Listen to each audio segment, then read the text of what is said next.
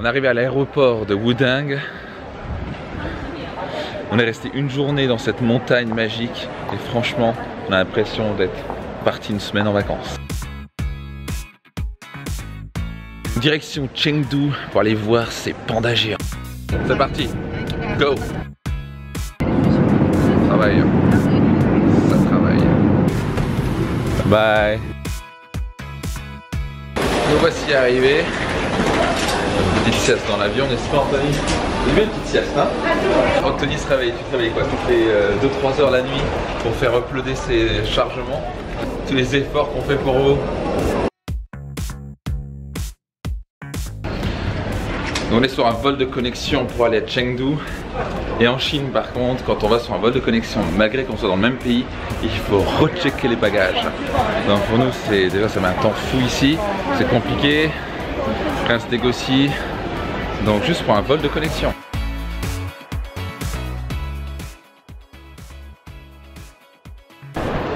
Donc un bon challenge à relever pour moi à l'instant, c'est gérer cette mini frustration par rapport à la perte de temps.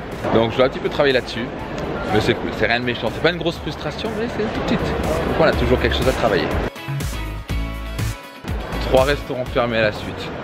Un autre mystère à percer en Chine.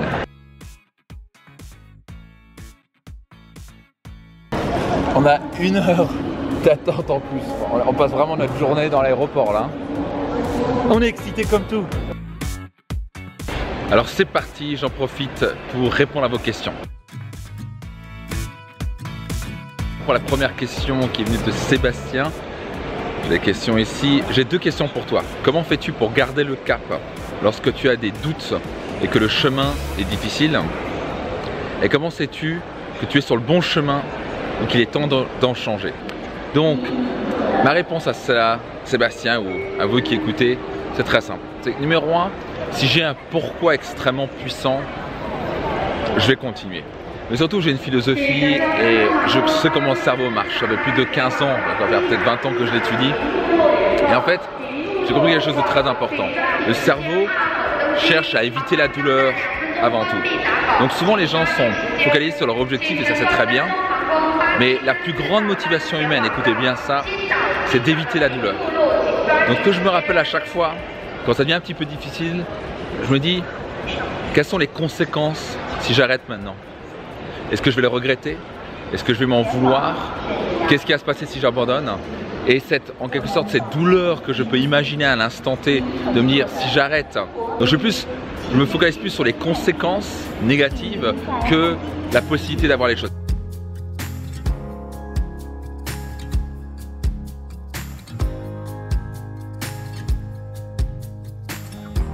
Donc c'est parti pour la question number 2. Quand je regarde tes vidéos, des sentiments mêlés m'envahissent.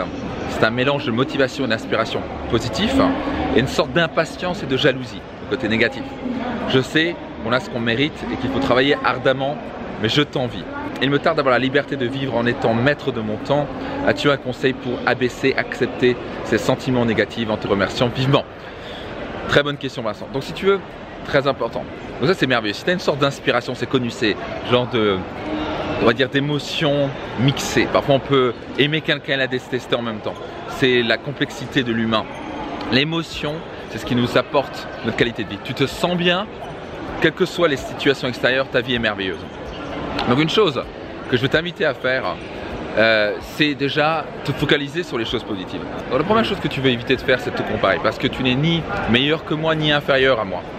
J'ai juste étudié et passé ma vie et pendant des années entières à chercher, c'est quelle est la réussite. Et donc je voudrais juste te rappeler une chose, la réussite n'arrive pas par hasard. Une fois que tu comprends que ces principes, une fois que tu les apprends, que tu les maîtrises, tout change. Donc c'est là où ta vie commence à prendre les choses. Au début moi je pensais que c'était une question de chance, une question de talent. Ça n'a rien à voir avec ça, ça n'a rien à voir avec le talent, ça n'a rien à voir avec la chance. Moi je manquais de confiance en moi, j'avais des problèmes de finances, j'avais des mauvais exemples. Mes parents avaient constamment des problèmes financiers. J'ai juste compris une chose qui a changé ma vie, c'est je dois chercher ces principes-là, je dois les comprendre et surtout je dois les appliquer jusqu'à les maîtriser. Donc tout est possible. La seule différence entre toi et moi, c'est que, 1, je les connais Et 2, j'y ai travaillé pendant des années pour les maîtriser. Donc encore une fois, tu peux avoir ça, il n'y a aucun doute. C'est pas une question de talent, c'est pas une question de chance. C'est une question d'avoir la bonne recette. En quelque sorte, d'avoir la bonne méthode, les bons principes. Si tu as ça, ta vie change. Donc ce que je vais t'inviter à faire, c'est aller les étudier, soit dans mes séminaires, ou que ce soit dans d'autres séminaires ou dans des livres ou ce que tu veux. Moi, je t'invite forcément à venir à un séminaire comme Destination Réussite et les autres séminaires, parce que tu vas juste gagner beaucoup de temps et beaucoup d'argent. Mais il y a d'autres moyens. C'est juste que ça prend en général beaucoup plus de temps et beaucoup plus d'argent.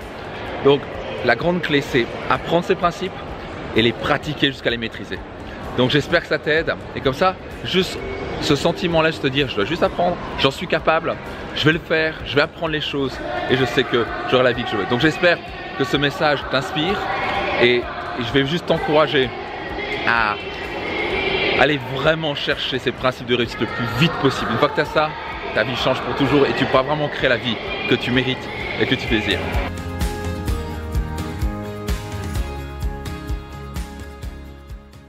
Ok, voici pour la troisième et dernière question qui vient de la part de Rémi. C'est une question qui dit: à quelle heure te lèves-tu le matin et quels sont tes rituels du matin et du soir? Donc, à quelle heure je me lève, je vais être sincère, ça dépend. Surtout en tour du monde, parfois je vais me lever à 5h30, parfois je me lève à 6h30, parfois on se lève à 7h30. En général, la moyenne c'est autour de entre 6h30 et 7h30. Parfois j'adore me lever à 5h30, donc ça dépend des jours. Donc ça c'est une des premières questions. Et mon rituel, bah, tu as, je ne sais plus quel vlog, mais ça va être quelque chose comme, regarde entre le 10e et le 25e vlog, bah, regarde-les de toute façon, tu veux tous les regarder de toute façon. Il y a un titre qui s'appelle Mon rituel du matin, où tu pourras regarder ce que je fais. C'est principes généraux, je vais plus dans les détails dans mes séminaires, mais moi déjà tu vois à peu près ce que je fais le matin. Et c'est vraiment ce que je fais tous les matins sur les principes importants qui permettent de réveiller vraiment mon corps, mon esprit et en quelque sorte mon âme. Et pour ce qui est du rituel du soir, j'aime bien faire ce que j'appelle la Vera, quelque chose que j'enseigne dans mon séminaire Destination Réussite, c'est-à-dire visualiser le résultat que je veux. Visualiser, écrire, ressentir, affirmer. C'est quelque chose que j'utilise depuis des années, que maintenant des milliers de participants de mes séminaires appliquent tous les jours. Ça a changé leur vie. Ça permet de vraiment clarifier l'objectif que je veux atteindre. Ça permet aussi, j'aime bien respirer profondément, mettre la main sur le cœur, me remplir de gratitude. Et je m'endors bien comme ça, avec un but très clair et un cœur rempli d'amour.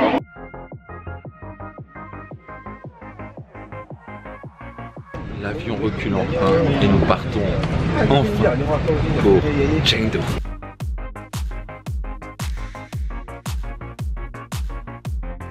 Bon, il y a pire comme endroit.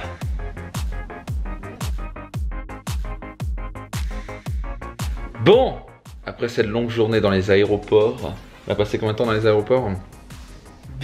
Bien 10 heures. Bien 10 heures. Donc là, on est vraiment content d'être arrivé.